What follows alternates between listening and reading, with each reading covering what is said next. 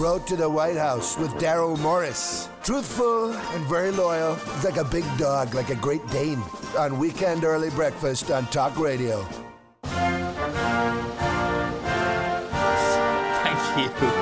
Thank you, Mr. President. They get better every time, don't they? They get better. I'm going to miss that. I'm really, really going to miss that. And so here we are, just days out from one of the most fraught and extraordinary elections in recent history. I think it's fair to say by pretty much every measure. It is time to take one final deep breath and figure out how the chips are likely to fall in the next couple of days. Edward Hardy from The Hardy Report, Greg Swenson from Republicans Overseas, join us as ever for this week's Road to the White House. Chaps, hello, good morning. Good morning.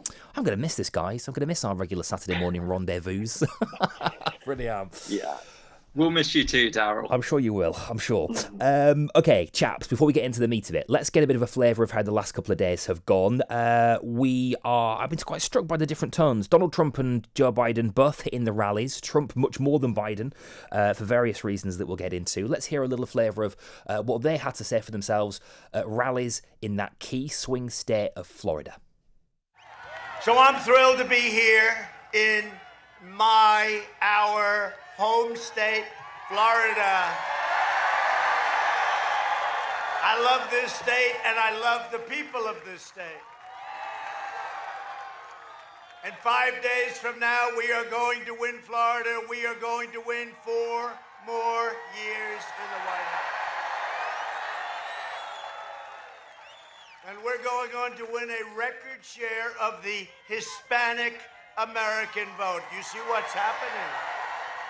Oh, they're very concerned back there. The fake news, they are so concerned. Melania, you don't know too much about them. You've seen enough. But they are very unhappy. You know what's happening, don't you? You see what's happening? They haven't quite figured that out yet. No, we're doing incredibly in Florida. We're doing incredibly all over. And this isn't based on polls. This is based on fact. Thank you all so much for being here.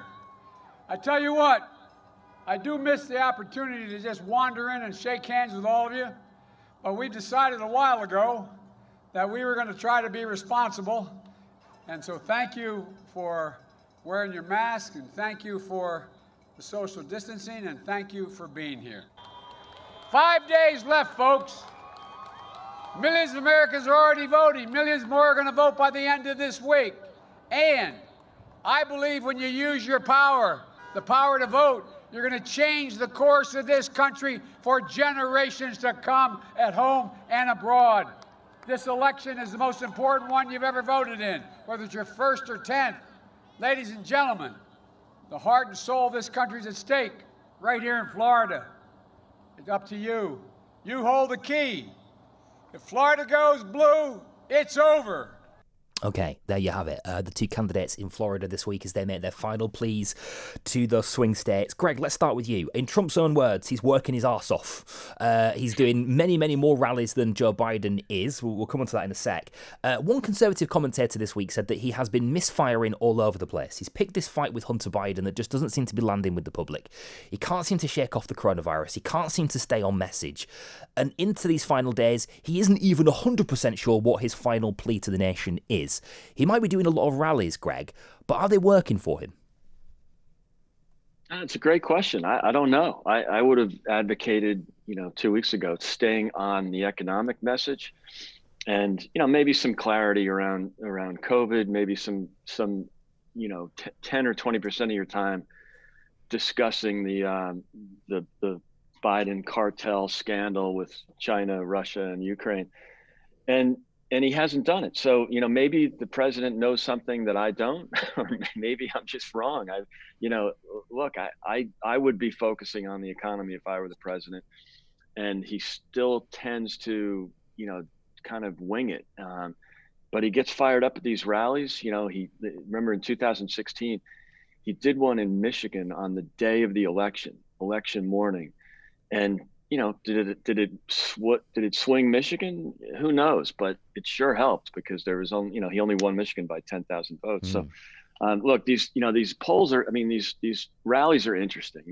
I think from our perspective, we might say, well, he's already got those voters, right? Why are you trying to appeal to the people that support you? So, I would be messaging perhaps differently, but those rallies are a pretty good indicator. 25% of the people at those rallies are registered Democrats, 20 to 25%, up to 50%, sometimes even higher, are not registered Republicans. And then 15 to 25%, depending on the rally, did not vote in 2016. So they're interesting to look at. And maybe they are firing up the base. Maybe maybe it's going to help with turnout. Ed. Sure. And I think we've all agreed over the last few weeks on this show that this is a turnout election, and that's what it's all about. You're not going to sway anybody. Sure. There's no persuadables left. And it looks like it's going to be huge. Greg makes the point there, Edward, that those rallies can really make a difference in terms of, if you've got these swing states where the margins are very, very narrow, simply being there could be those extra 10,000 votes that somebody needs to tip them over. Joe Biden isn't doing that.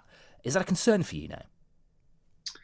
That's definitely something that has been in people's minds, because Donald Trump's weapon in the 2016 campaign was his rallies, was going out there and making these incendiary remarks and landing those blows on Hillary Clinton and pushing the attacks that reinforce the negative stereotypes people had of Clinton. The problem this time around is he doesn't have a coherent consecutive message to attack Joe Biden. As you pointed out, Darryl, he's focused on this Hunter Biden story. It's not landed at all. What Donald Trump is doing with these rallies repeatedly is showing his chaotic inability to deal with coronavirus, his divisive approach to politics, and making racist remarks as he did the other day. But what about Joe Biden? Ilhan Omar. What about Joe Biden? Because I can make the point to Greg about Trump, Edward. Let's talk about Joe specifically, about Biden specifically, because he at the moment isn't doing as many rallies. They've outlined the reasons why he isn't doing as many rallies, and that could be an Achilles heel for him in these final couple of days, couldn't it?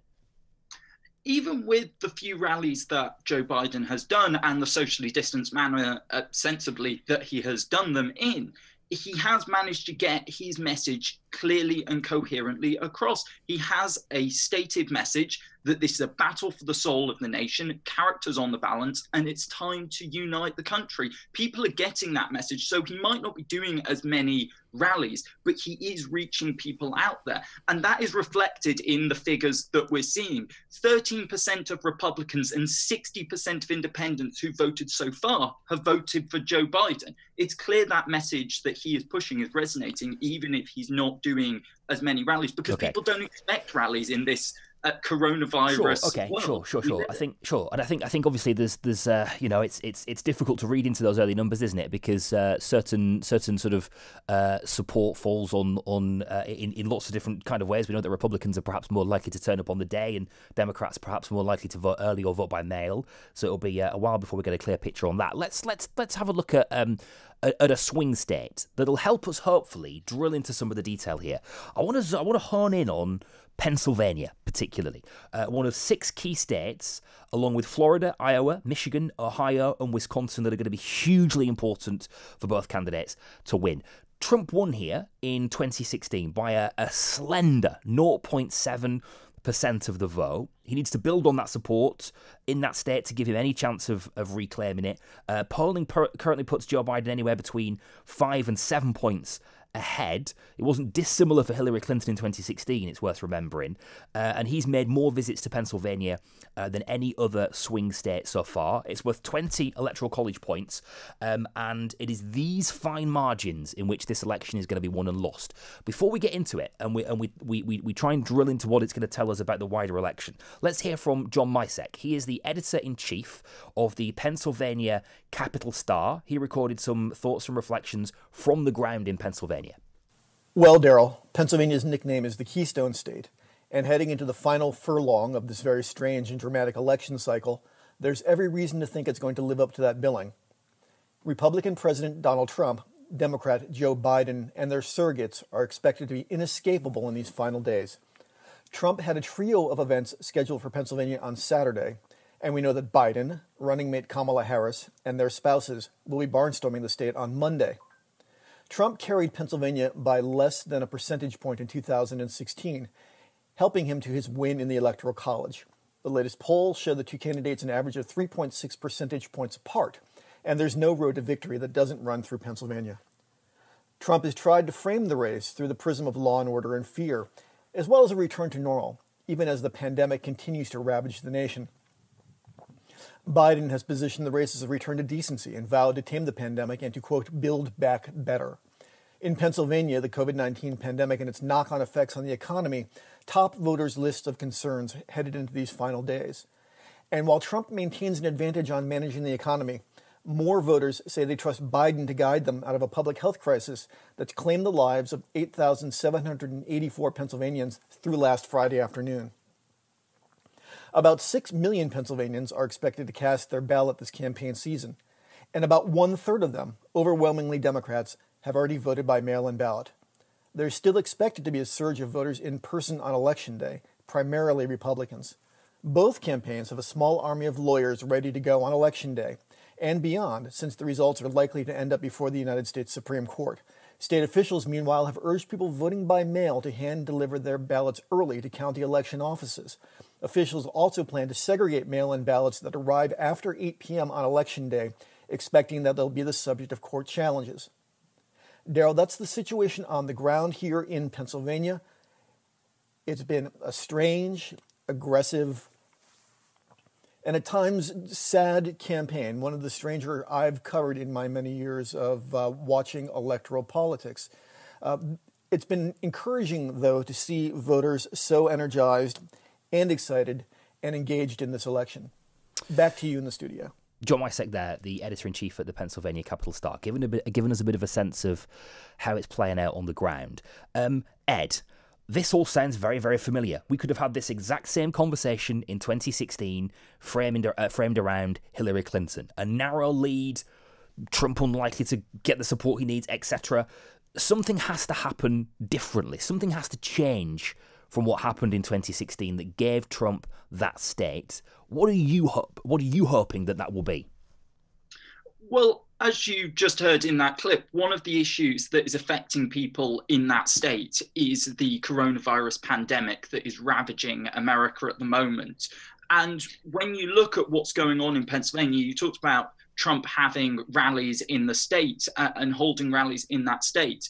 He's actually holding these super spreader events throughout the state, so that he goes through, in a study of 17 recent rallies, Pennsylvania included, host counties suffered an increase in the rate of infection 82% of the time within weeks after his visit. So he's having these super spreader events. So people in Pennsylvania are acutely aware of the failings here. So what Joe Biden has to do is keep reminding people there of this issue. And as Greg regularly likes to point out, in this case, I think Joe Biden should focus on the economy. He should highlight the issues that have occurred with jobs in the country. Trump is the worst jobs president in American history, net minus 4 million jobs, based on a recent jobs report that came out. So he should focus on those issues, the issues that are really impacting people in Pennsylvania at the moment: the economy, employment, and coronavirus. On the issue of the jobs, though, Ed, it wasn't going in that direction pre-virus, was it? He had a very strong economic message to sell at the start of this year. Does that carry any weight? He might have had a stronger economic message to begin with, but the issue that he is facing now is because of his failure to control the virus. He is destroying jobs in the US. Okay. He's destroying the economy, and okay, he's so bringing that down with them. Okay, so play into the virus. Play into the virus is Joe Biden's obvious tactic to try to win and build support in Pennsylvania. Greg, 0.7% is wafer thin. If he's going to carry this state again, Greg, he needs to not only keep that support, but build on it to offset that swell of support that'll come out for Biden in opposition to Trump. Has he done enough to do that realistically? I think so. But look, I'm not that smart. I have no idea. It's impossible to call this. Anybody who says with confidence that Trump's going to win or Biden's going to win, I think is exaggerating. Look, I think so. I think he's made a great case on the economy. I think Ed is wrong. You cannot point to him or blame him for the job losses. You can't have your cake and eat it too. You can't be the one to advocate for lockdowns and then complain that there's been job losses because of those very lockdowns. 11 million jobs out of the 22 million have been recovered. There is a V-shaped economy. I've got all the numbers to prove it. But I think What's going to win it for him? Look, Ed, How does he hold on to that 0.7% and build on it? He needs to build on it, Greg. How does he do that? Yeah, all right. Two things. One is, look, you have to concede that the people that are obsessed with the virus are going to vote for Biden. I saw a great one the other day. It said, if you're sitting in your car alone with a mask on, you don't need a Biden bumper sticker. We already know. Okay. So look, that's not a winning argument for a campaign, but if that's the thing, if it's going to be fear, 200,000 people have died, best line, is it the sort of flippant approach that's really putting people off? Perspective, Daryl. Okay, listen, you Greg, must keep some perspective. Greg, I want to ask you one more question just before, because we've. Do you want to hear? I'm so sorry. Do you want me to answer the question? I'm so sorry. We've got seconds left, but I really want to ask you this. Just tell me, really, what are you looking for on the night, Greg? What would point on Tuesday night? We're unlikely to get an actual result. What would point to a good night for you? Give me that in 10 seconds. Well, you have to have Florida. There's no doubt about that. If Trump loses Florida, I don't think Trump can win without Florida. And then, of course, it becomes Pennsylvania. Pennsylvania is everything. Okay. There's no way Biden can win without winning. Okay, strong showing in Florida and Pennsylvania. Ed, same question to you. 10 seconds, please, literally. Joe Biden's hoping to win key states, but Democrats, if they win the presidency, are really eyeing up 7 Senate seats that they hope will carry the Senate for them. That's their big win for the night. Okay, so those Senate seats, it's about flipping the Senate as well. Okay, Ed, Greg, thank you. We will speak again next week, my friends. We'll have a clearer picture of what's going on